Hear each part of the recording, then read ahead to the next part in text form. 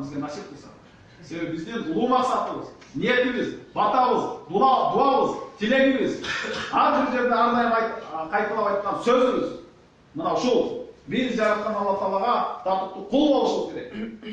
Biz эң акыркы пайгамбар, акыр заман пайгамбары, сүйүктүү жана сүйкүмдүү пайгамбар, улуу жана сулуу пайгамбар, пайгамбарлардын султаны, төрөсү, мырзасы, атына заты жарашкан Мухаммед, Мустафа, Махмуд, Ахмед деген аттары бар Мухаммед пайгамбарыбыздын татыктуу үммөтү болушубуз керек.